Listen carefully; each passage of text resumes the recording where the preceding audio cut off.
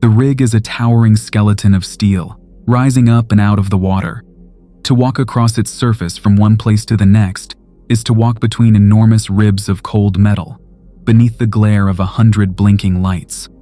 Like watchful eyes in the darkness, red, yellow, white, staring. The military infrastructure on this rig is minimal, at best.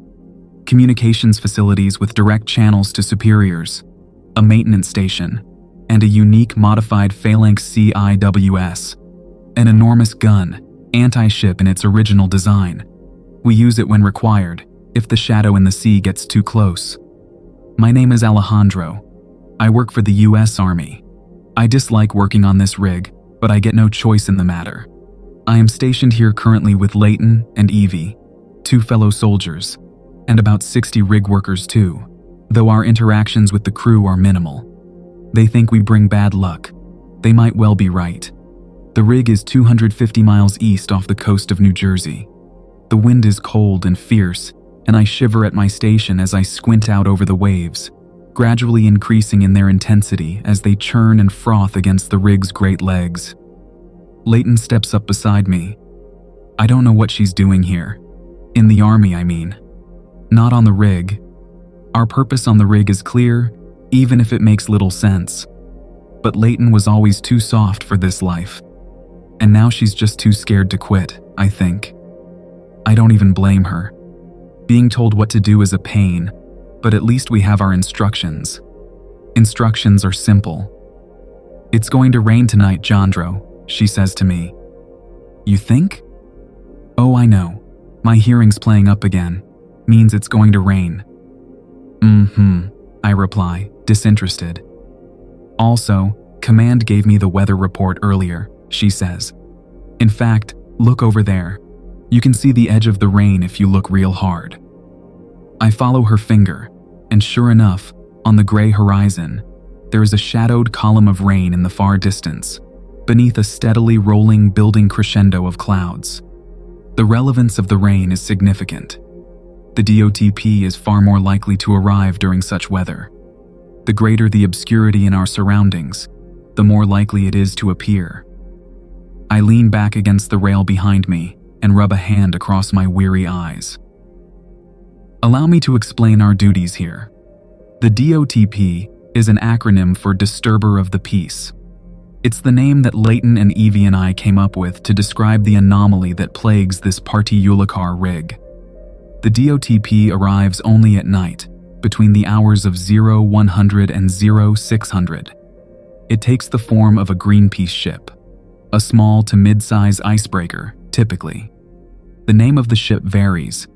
The ship that most often frequents the rig goes by the name of the Watchful Guardian, though we've also had visits from Rainbow's End and Forgotten Queen. We've been in contact with Greenpeace, the organization, the real one. They have no knowledge of such ships and claim no affiliation. The ships arrive out of nowhere, through mist or from the waves themselves, if you're lucky enough to witness an arrival.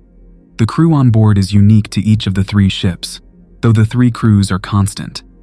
I know this only by the clothes they wear, and by their voices. Their faces are covered to protect them from the cold and the wind. Face masks, thick scarves, ski goggles, and the like. It unnerved me at first. Now it's just a part of the experience. I sigh. It's all so tiresome. The boredom, the brief little stabs of stress, the circular nature of the cycles of fear, the repetitiveness of it all.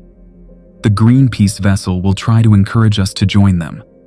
That's their thing, to try and encourage us to abandon the rig. And then, when the shadow is due to arrive in the sea, the vessel departs. Off they sail into the mists, and they vanish. The next time they come by, they have absolutely no memory of their previous visits. It's maddening, really, if one chooses to think about it. I choose not to. Instead, I shoot the shit with Leighton. "Do you ever wonder where the DOTP goes when it leaves for the night?" she asks me.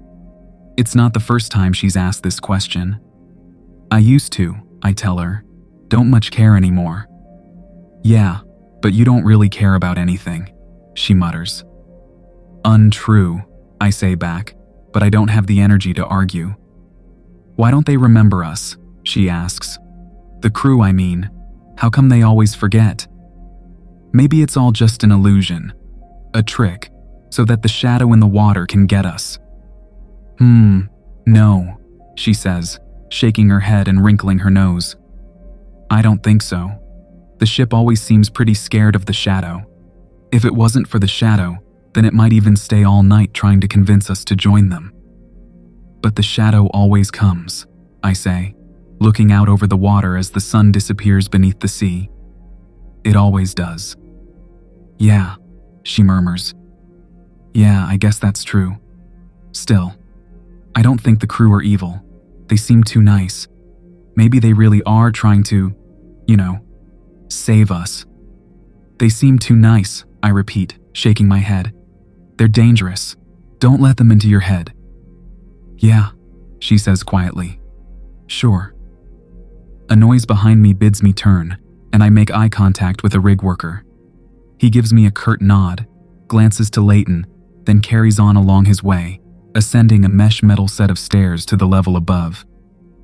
"They think it's our fault, I say to Leighton. Again, not for the first time. Our topics of conversation tend to go round and around. Circular. The rig workers think we're the ones who bring the ship, who draw in the shadow.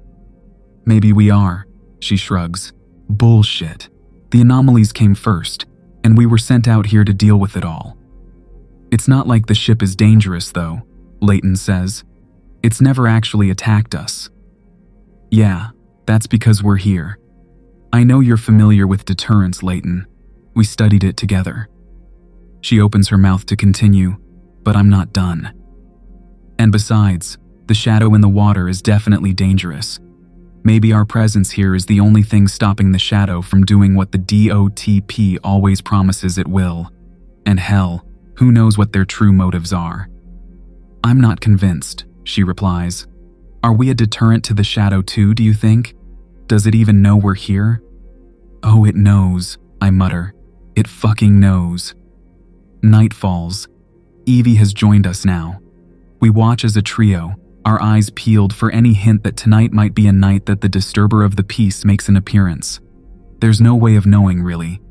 As I said earlier, bad weather increases the likelihood, but it's never guaranteed. Command have been trying to establish a pattern, but if they have one, they haven't chosen to share it with us on the rig. I don't know why we're bothering to even look out for it. The ship, I mean. Just force of habit, I guess. And the small matter of it being our orders to do so, of course. I suppose it is rather unnerving when the ship appears out of thin air. I don't like being caught by surprise. The rain falls. The waves froth and crash far beneath us. I'm going to check out the north side, Evie says to us. What? Leighton shouts above a sudden blast of wind. North side, Evie says again, louder. I'm going to look for it there. No, I call out. No, don't bother. It's already here. She turns. The Greenpeace ship has begun its grim emergence. Waves crash and bulge out at sea, in a way dissimilar to all the other waves around it. The mist thickens in this area, and in this area alone. I think I catch a glimpse of a shiny white-gray hull, but it is hidden from sight almost immediately as the mist breaks like a bubble and disperses out and across the water. Attention, Evie murmurs beside me. Attention, comrades of the rig. The voice comes blaring across the sea just a few seconds later, rumbling from a megaphone and carried by the wind. Attention, comrades of the rig.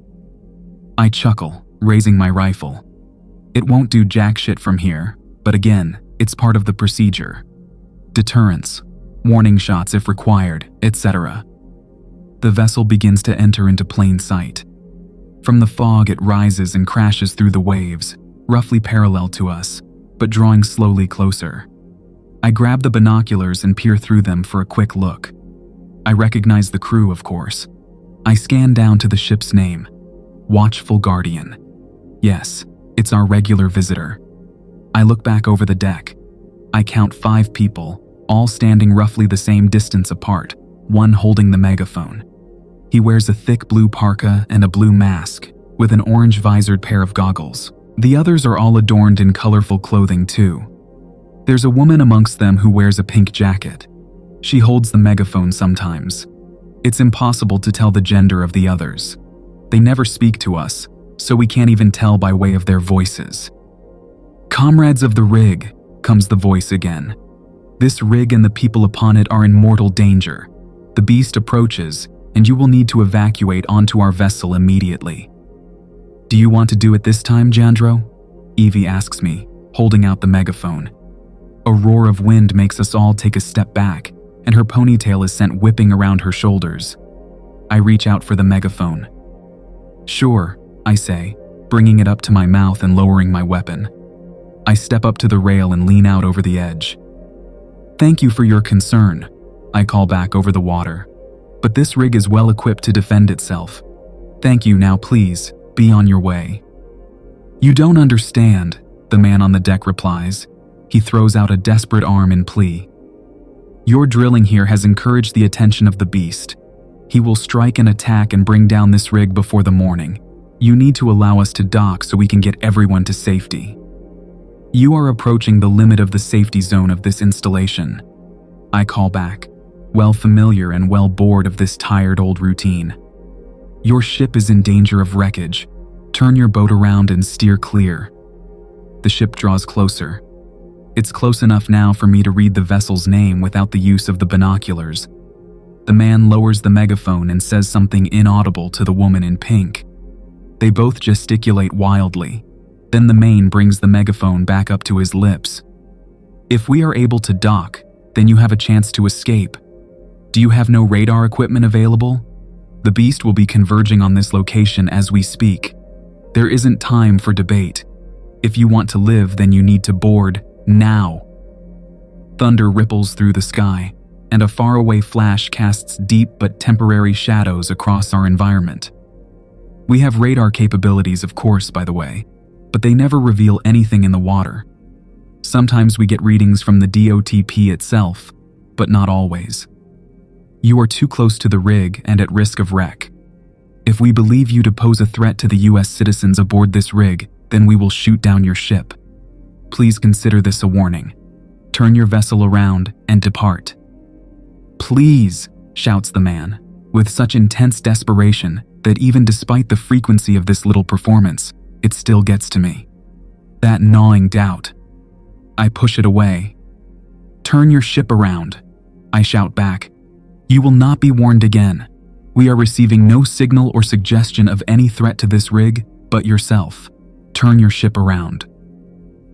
Sometimes the DOTP leaves at this point, sometimes it doesn't.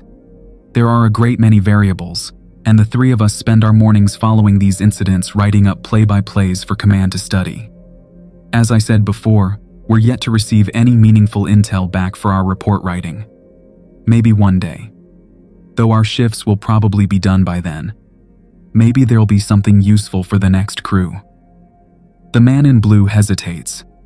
He talks to the woman in pink as his other three shipmates stand motionless.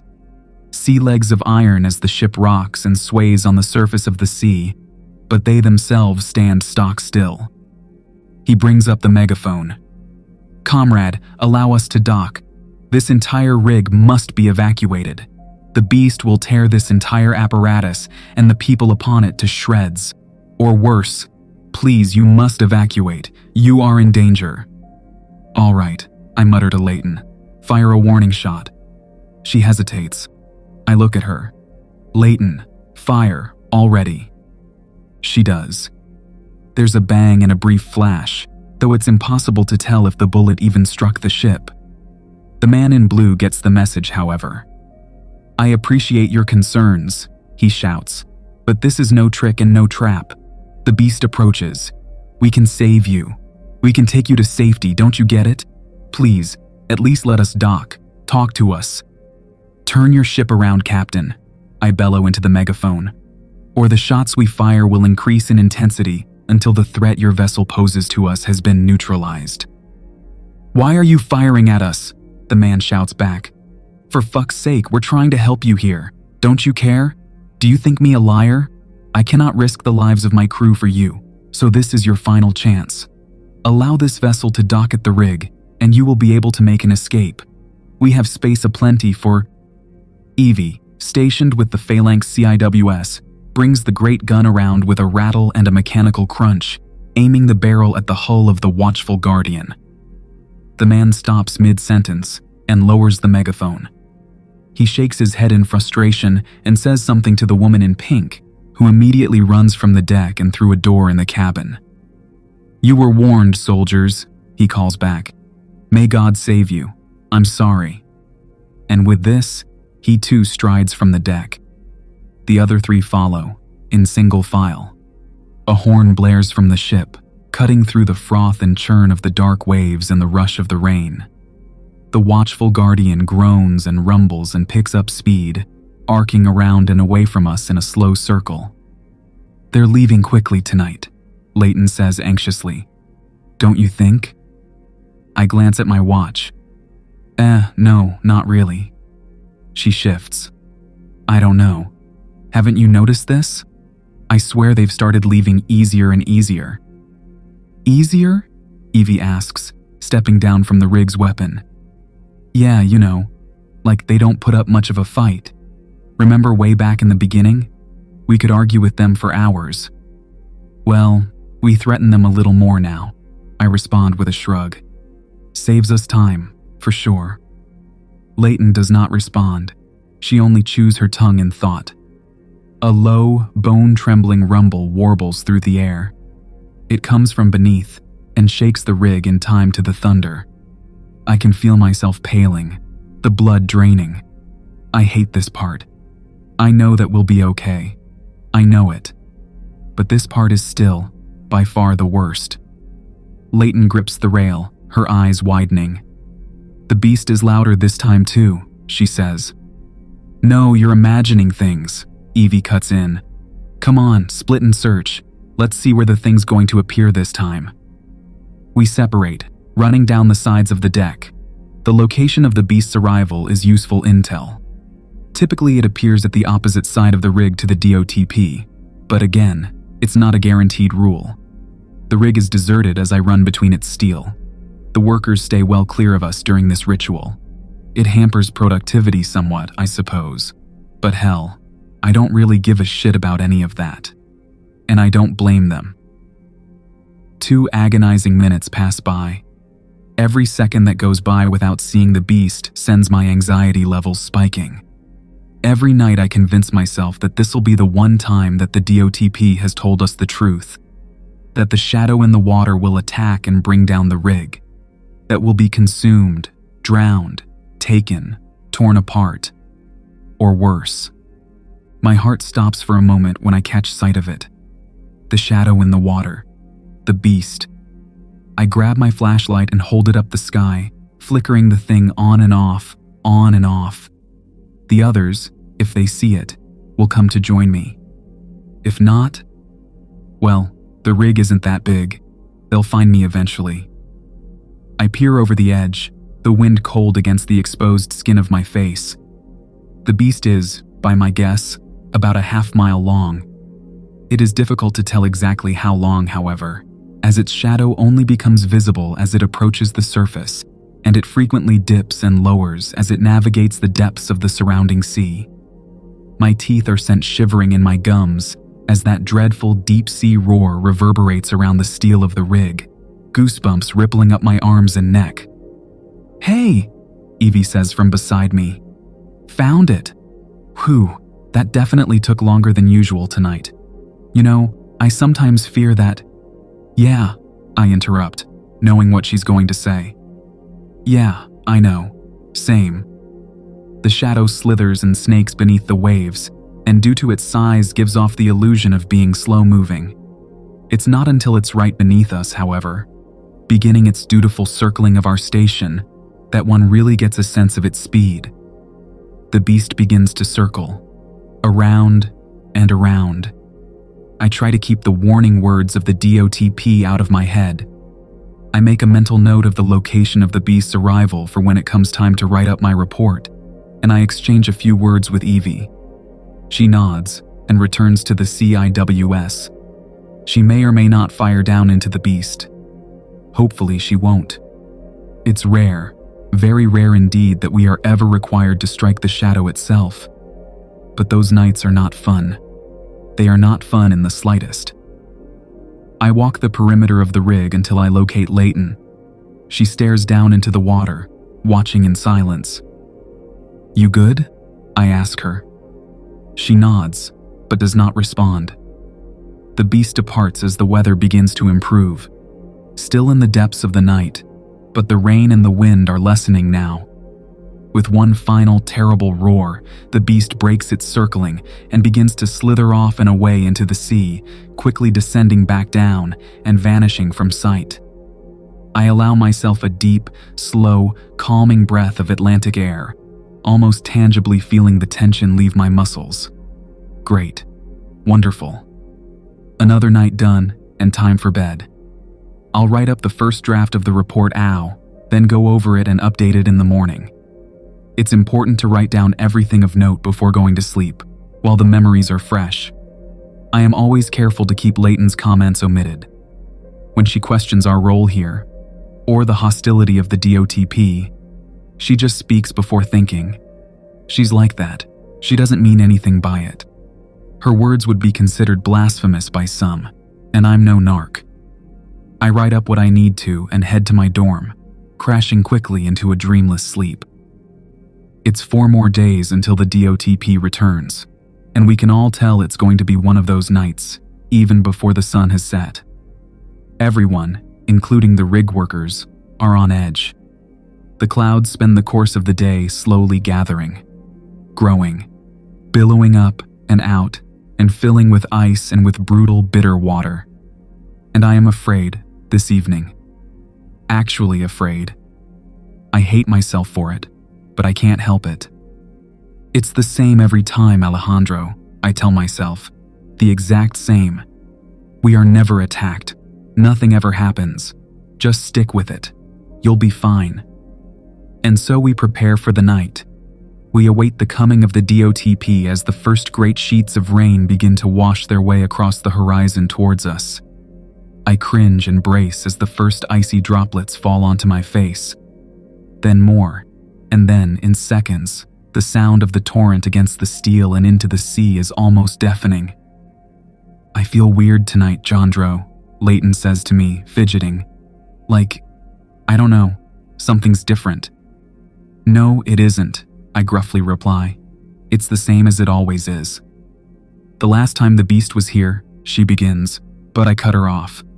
"No, Leighton, don't think about it. There are variations, but the state of play is always the same. The DOTP arrives, it leaves. The shadow arrives, it leaves. That's all there is to it." She murmurs something else, but I don't hear what she says over the sound of the rain. She glances over the rails and into the churning water below. "What is it?" I ask her. Evie looks over too. "Nothing," she says, glancing at me from beneath her hood. "I thought I saw..." "What?" I ask.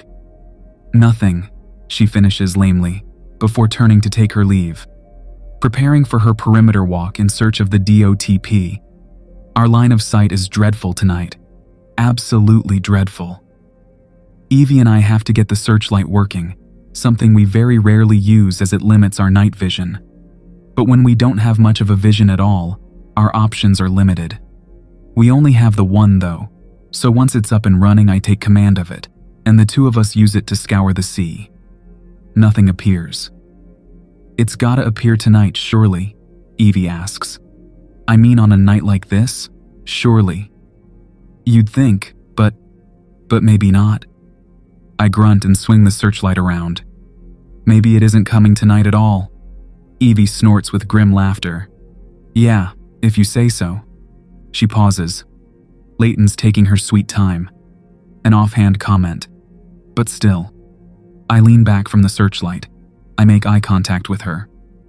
"I'm going to go and check up on her," I say, outwardly calm but inside, suddenly panicked. Evie nods, sensing the change in atmosphere. I relinquish control of the light, and I set off around the rig's perimeter at a half jog. Leighton should have been back by now. She should have been back ages ago. I increase my pace a little, boots splashing in the shining puddles across the rig's surface. They clang against a set of metal mesh stairs as I descend down to a lower platform. I glance up and out to sea. Fuck! I swear out loud and slip on the stairs, grabbing onto the rail for support. I can see the boat, one of the disturbers of the piece. And it's docked. It's fucking docked at the rig, way out on the opposite side.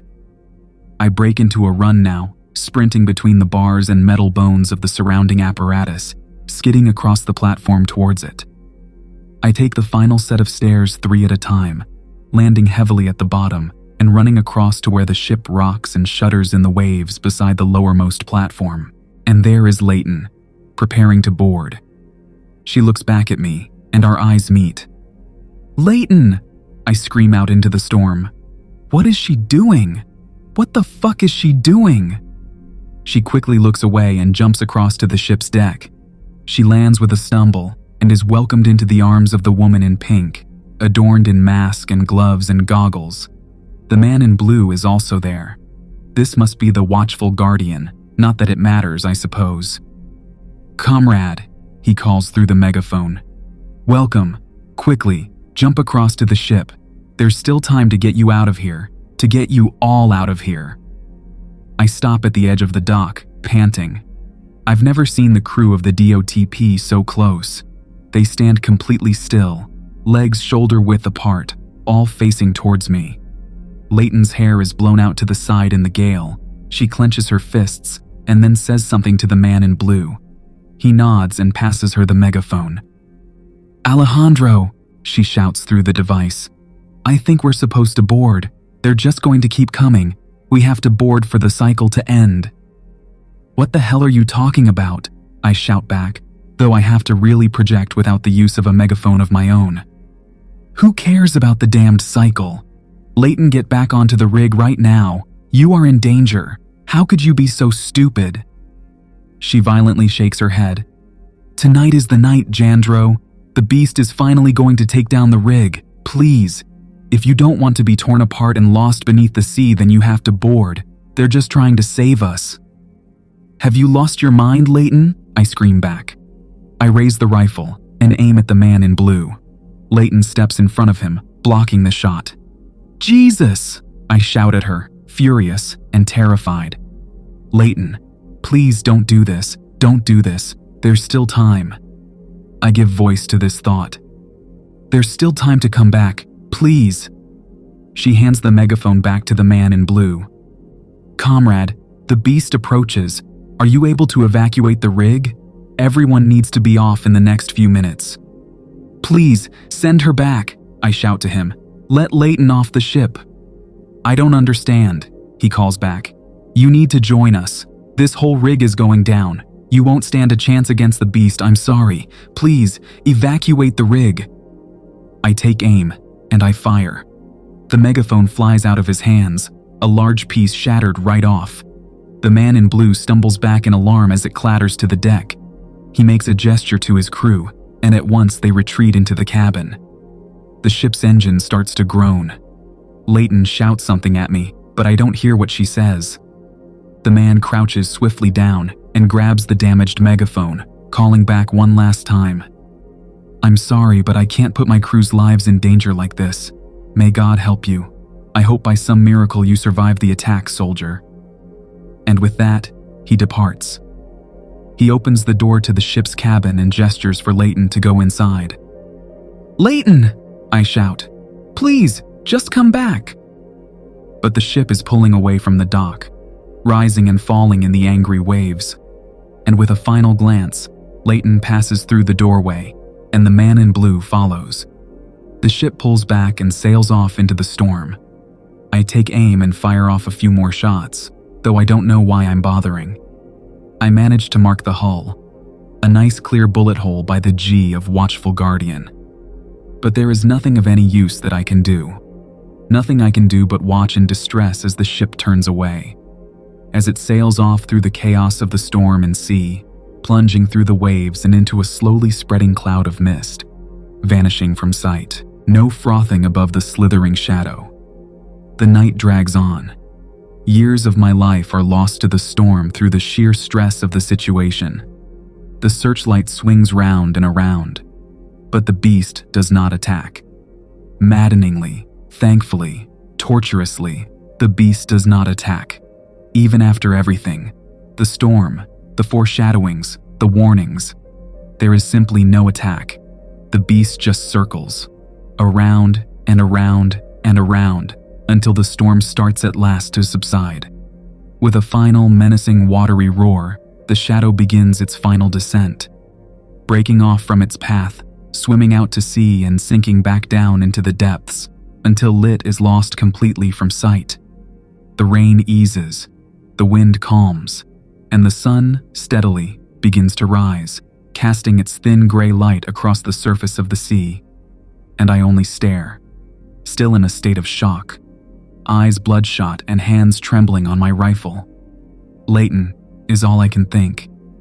She's gone. I did see her again. Leighton, I mean, during my time on the rig. Several times, actually. The DOTP and the accompanying beast appeared to us on 6 more nights. On one of those nights, we were visited by Rainbow's End, the other, Forgotten Queen. But the other 4 were our regular, the watchful guardian. The man in blue was still there, the woman in pink also, but neither of them were the one to call over to us on those final 4 visits. It was Leighton, always Leighton, adorned in goggles that covered her eyes and a thin black mask that covered her face. She called over to Evie and I on the megaphone. She was still wearing her military camo, still equipped with her rifle, and all she did was beg us to join her, to allow them to dock and for us to board the ship, to evacuate the rig, and to escape. Each time she tried, she was convinced that the rig was about to go down, that the beast was truly about to tear us all apart. She seemed completely oblivious of her previous visits, and seemingly, the events surrounding her own choice to board the DOTP in the first place. I considered shooting her, you know. I looked through the sights of my rifle, wondered if a shot from that range would strike, and then decided against it. Maybe one day she'll find her way back. Maybe I'll get stationed on the rig again. I've requested it, but I'm awaiting the results of my psychological assessments. Time will tell, I guess. But all I can say for certain is that the damn thing is still standing. As of the time of writing, the beast is yet to finally tear it down. So make of that what you will, I guess.